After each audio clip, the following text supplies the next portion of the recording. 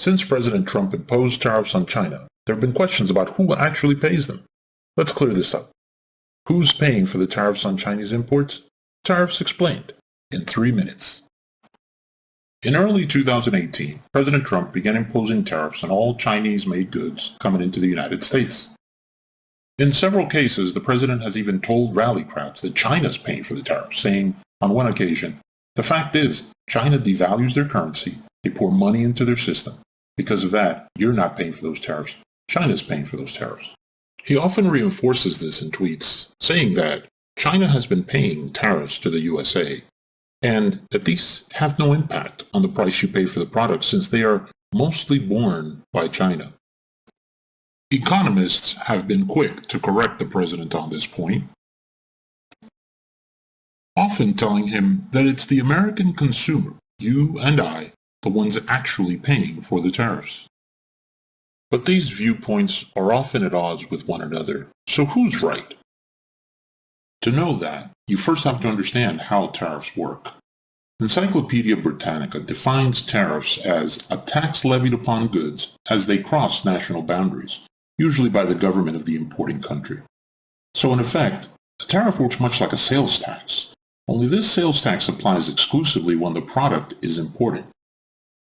Think about what happens when you buy something. You pay the cost plus the sales tax.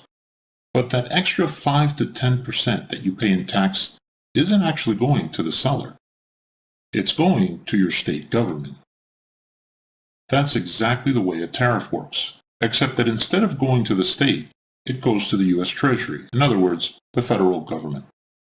So in effect, when President Trump says we're taking tens of billions of dollars in from the tariffs, he's right. Only the money is coming from you, the American buyer, not China. Okay, so then what's the point of having a tariff if it's not going to punish the foreign company making the widget? The point is actually to change your behavior as a buyer. Why do you buy from China in the first place? Because each Chinese-made widget costs $100, whereas the ones made in the US cost $120. But what if the tariff on the Chinese widgets made them cost more than those made in the US? Well, you might then opt to buy the American ones instead. Okay, so now, who pays the tariff in the end? You, the buyer, not the exporting country. But hey, it's not all bad. At least you're contributing to the American economy.